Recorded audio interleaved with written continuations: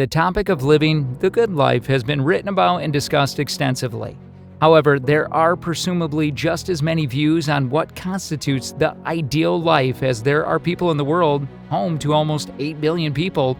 A good life is a subjective idea that differs from person to person, depending on personal priorities, values, and beliefs. Let us check a few factors that lead to a good life. Happiness and well-being. What constitutes a good life?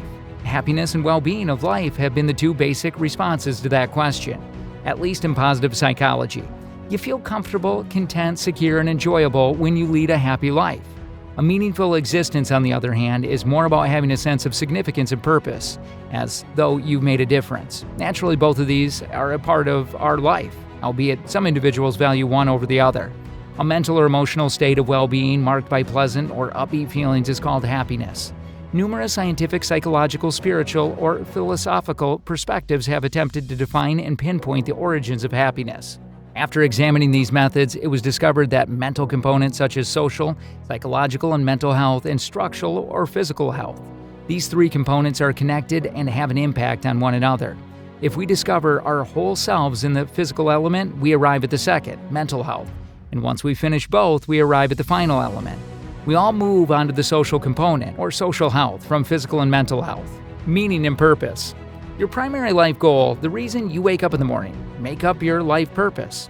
Meaning and purpose have the power to control actions, impact behavior, define objectives, provide direction, and give life meaning. Some people associate their vocation, meaningful, fulfilling work, with their sense of purpose. Others see their purpose in fulfilling their obligation to friends or family. Some turn to spirituality or religion in search of purpose. In all these facets of life, some people might discover a clear expression of their purpose. Everybody has a different meaning and purpose. Therefore, what you consider to be your path may differ from others. Furthermore, as your objectives and experience change throughout the course of your life, your purpose may also truly alter and evolve. Health and vitality. Living a healthy lifestyle does not guarantee that sickness will not occur. Instead, it encompasses everything that influences your life quality, such as contentment and happiness in the decision you've made. Experts concur that developing a sensation of energy is one strategy to enhance health. Vitality is a tangible quality. It's a condition of mental, emotional, and physical health that enables you to lead the greatest possible life. The Latin word vita, which means life, is where the word vital originates. In other words, you should be doing things that will increase your sense of aliveness and leading the best possible life. One of those phrases that means different things to different individuals is vitality. Positive relationships. A person of human being is more than simply a member of the family. They are a part of the society. The relationship we have with our friends and family have impact on society and contribute to a happy existence. Developing the virtues of kindness, generosity, compassion, non-stealing, and self and other forgiveness may foster peaceful and healthy relationships both inside the family and with the outside world. However, one must put a lot of effort into growing oneself if they want to acquire these traits. Thinking about your partner might make your heart feel like it's bursting with love when you're in a healthy relationship. Therefore, it should come at no surprise that having a healthy relationship lowers the risk of heart disease and heart attack frequency. Research from reputable journals has demonstrated that the happy relationship enhances physical health in more ways than one, benefiting both sexes equally. Actually, studies have shown that those in happy relationships recuperate from minor wounds and procedures more quickly. Personal growth and development. Humans value education highly, but only to a certain extent. To be able to perform what you do, you must attend school your entire childhood. Then, for doctors, finish your undergraduate and medical degree in addition to a residency. But after graduation and into the workforce, a lot of people cease actively trying to learn, grow, and expand various aspects of their life and hobbies. But the most prosperous business people and medical professionals are lifelong learners. And I don't just mean that they prepare for exams or continue their studies. Personal development and self-improvement are crucial and extremely useful aspects of your job and life in general. Understanding oneself and pushing oneself to realize your full potential are two aspects of the process of personal growth and development. It entails asking yourself frequently about your goals and the person you want to become. It may entail developing new interests and habits, learning new abilities, and putting new goal-achieving techniques into practice. Even while the development begins very personally, it spreads and affects all facets of your life, including your practice and advancement in your career. Financial stability. Having money is not the only requirement for financial success.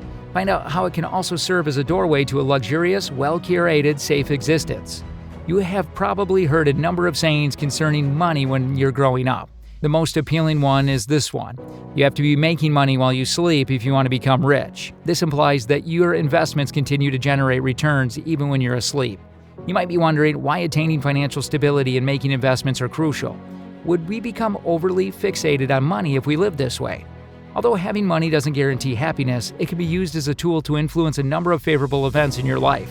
Stress and anxiety are frequently greatly increased by financial hardship. It may also eventually lead to a mental health collapse. Relationship quality might be affected by a problematic mental condition. You've probably seen parents who, when they can't afford to send their kids to college or take care of the elderly in the family, feel bad and guilty. Effective financial planning, on the other hand, puts you in a position where you have enough money to generate abundance in your life, which opens the doors to mental wellness. Freedom and autonomy. A recent study by the American Psychology Association found that people's well-being is more dependent on their independence and sense of personal autonomy. What personal consequences do you think this study will have for you? Do you place more emphasis on your independence and self-sufficiency than money? How can you live to ensure that your behaviors do not suggest that you value wealth more than freedom and personal autonomy, if these are some of your core values? Chasing money in the belief that it would replace the gap where happiness should be is a tempting trap. When we accept that this is an illusion, supported by science, no less, we are liberated to concentrate more of our attention on the things that really count in life. Put it briefly, freedom and autonomy gives us the capacity to choose for ourselves.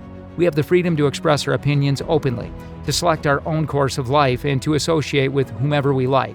This gives us the freedom to be ourselves and design our own special lives. Freedom is so important to us as human beings because without it, we're unable to be who we really are. And indeed, that would be a very dismal world. Balance. To sum up, finding balance is essential to living a happy and contented life. It is a condition in which all facets of life, work, relationship, physical and mental health, and spiritual and personal development are given the same amount of weight and attention. Strong relationships reduce stress and anxiety, excellent physical and mental health, and happiness and productivity are all results of living a balanced life. Conversely, an imbalanced existence marked by the disregard for important facets of life can lead to fatigue, anxiety, discontent, burnout, insolvency, and a lack of direction or purpose. Each person has a different idea of what a balanced existence is, so it's critical to choose what suits you and your situation the best. Generally, when we consider equilibrium, we consider immobility and inaction. I believe that doing this would keep you safe. No, it doesn't. You must adapt to the dynamics of the environment in order to maintain an equilibrium since it is dynamic. In order to maintain your balance, you should react to a gust of wind if you are standing on one foot. To maintain its equilibrium in the face of a shifting economy, your business must react effectively. Since the environment is typically stronger than you are, you must adapt in order to maintain the environment you equilibrium. Thus, balance is dynamic. What makes a happy life fulfilling? Do different people respond to this in various ways? Please share your response to this question with us in the comments area. For more interesting stories and updates, subscribe to our channel and don't forget to press the bell icon for notifications. Goodbye.